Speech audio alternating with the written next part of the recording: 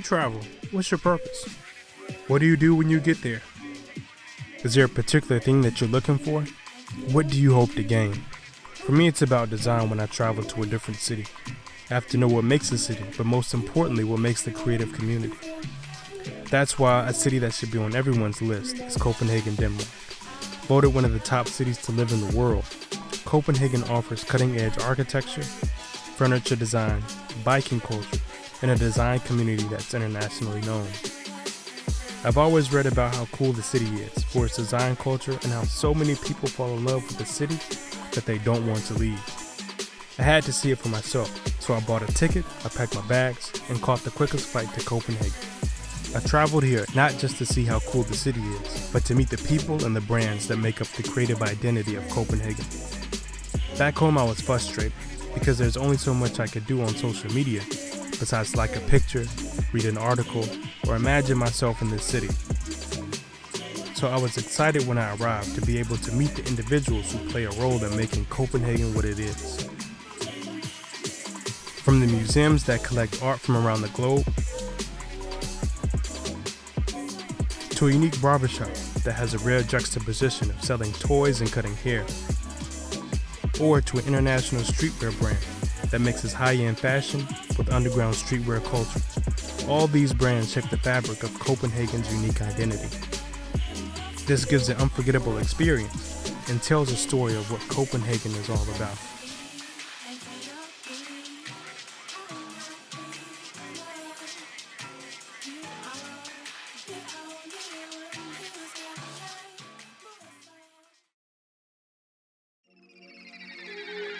No matter what background you come from, culture is something that we all have and are born with.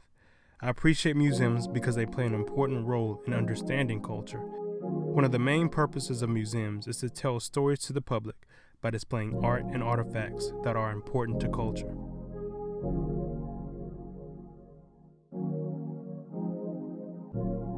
The Louisiana Museum of Modern Art is based on a private collection, which gives us kind of a rare position on the Danish art scene, where most of the museums have a stronger public orientation. It focuses mainly on post-war art up to contemporary art, which is the line that we're still sort of expanding on. Louisiana was intended to be much more of a civic platform. It was always a meeting place, a kind of forum or an agora for civic activities. So we're part of a larger circuit, but with a very local tone. We're here to offer new perspectives, and I think culture at large, but I think culture is a way to talk to other people. So the name Louisiana is actually older than the museum itself, because the museum is placed on what used to be a nobility site. The owner of this villa had 3 wives throughout his life, and they were all called Louise. So I guess the 2 first wives were a coincidence, and then he sort of became a collector, I guess, of Louises. So after the 3 Louises, you know, the place was named Louisiana, and this was the name that was then passed on to the museum when the founder of the museum bought the land and decided to create a museum here. I think David Outmade is a very good example to epitomize what many artists are onto at this point in time. I mean, there's a lack of leadership inside this work. Some will find it apocalyptic, some will find it to be a metaphysical model of the world. Anyone will relate to his use of materials and the tricks that he plays with us as well. And as such, I think it's a brilliant state-of-the-nation artwork. It's the essence of this particular artist's interest and formal problems and solutions to the world. The Kusama exhibition is an exhibition of an artist who is absolutely, unique in the post-war period. Kusama is very well known as a contemporary artist, and her breakthrough work from the New York years, they are dating from 1958, these very early infinity net paintings. The works on display in this room belong to Kusama's work. When she was sort of gaining ground on the New York art scene and became associated with artists belonging to movements such as minimal art and pop art. And you can see in these soft phallic sculptures with the high-heeled shoes stepping on them have a feminist undercurrent. It's like the objects in these artworks gain its own life and almost threatens to devour whoever would sit, for instance, in this phallic chair. The piece we're standing in now is really a signature work in Kusama's contemporary work. It's the first installation of these fully covered rooms, covered with this signature dot painting. And this piece was actually part of the exhibition when Kusama represented Japan at the Venice Biennial, where she really sort of became acknowledged as a very interesting and important artist. If you look throughout her career, she has the ability to really stick to her own project, so her themes are really the same. She's able to transform her expression to make it relevant throughout a lot of shifting cultural contexts. Her work still strikes a nerve really in contemporary culture, making it accessible and attractive also to younger adults. On Instagram and Facebook and social media in general, we see a lot of people sharing this exhibition and really sort of making it their own in a way, which is kind of uplifting, that you can have an artist who's still able to communicate, to a younger generation at this point of her career.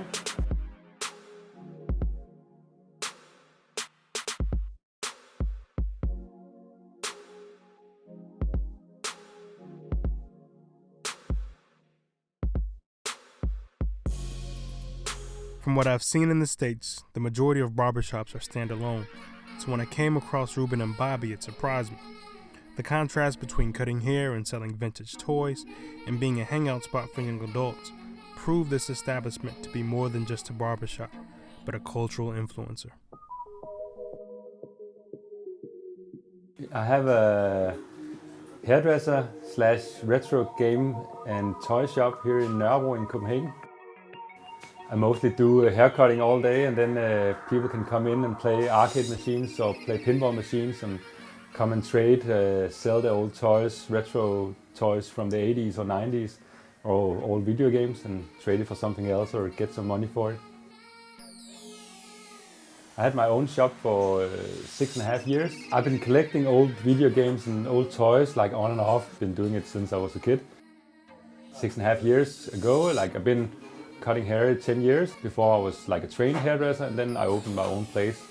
And because I had this passion for old video games and old toys, I combined the things and now I have this nice shop.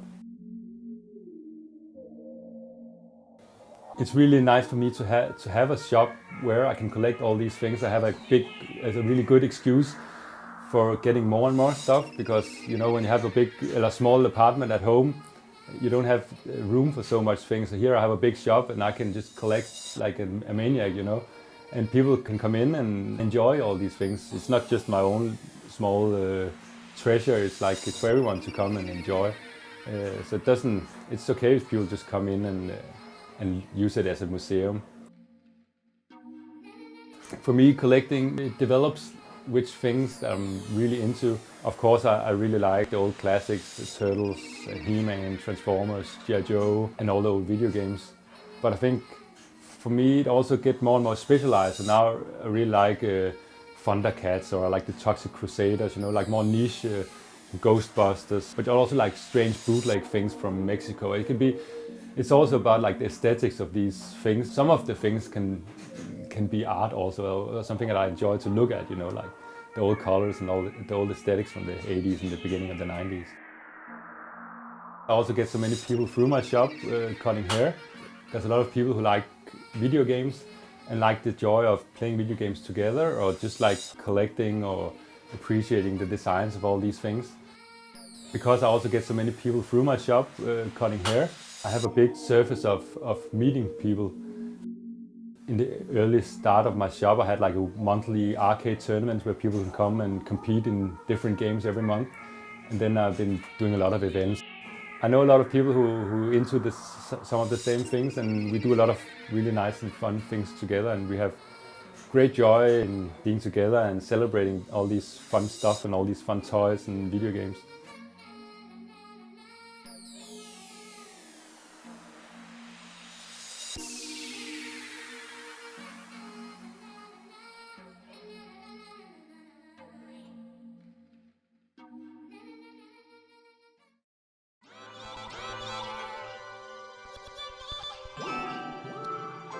Fashion is an outward expression of how people represent themselves.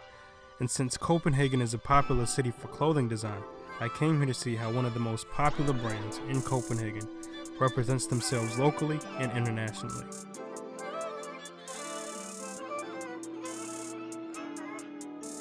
Wood is a Copenhagen-based contemporary streetwear brand. We originally started selling screen-printed t-shirts from a basement store in a different part of the city. We try to combine high-end fashion with urban underground aesthetics and try to make a strong impact by creating the best possible product between style and functionality.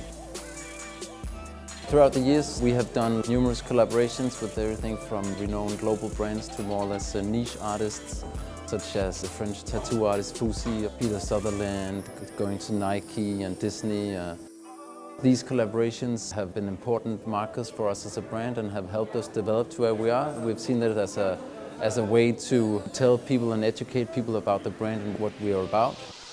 We have a collaboration with Reebok where we have worked together with them on a capsule collection where the inspiration comes from 90s sportswear. So it's like logo-heavy collection, primarily in black and white. So we've launched that with visual material that we have developed together with the director Finar Ahmad, who has developed a video for us, and a photo shoot shot by Sasha Marek that we have worked together with us on numerous occasions. So they help tell the story about the collaboration. Since my time in Copenhagen, Woodward has released more collaborations and material that continue to push their brand to other dimensions. Some of these projects include their popular Adidas collaboration and their latest romantic release.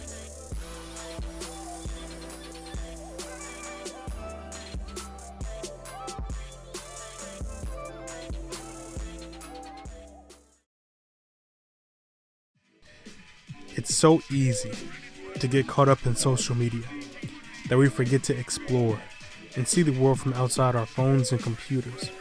It's when we put our phones down and embrace our surroundings is when we get a true experience. This, I hope, will spark an interest to travel somewhere and see the world for yourself by coming out of your comfort zone and exploring different cultures to open yourself up to the world around you. This is the purpose of Passport Destination.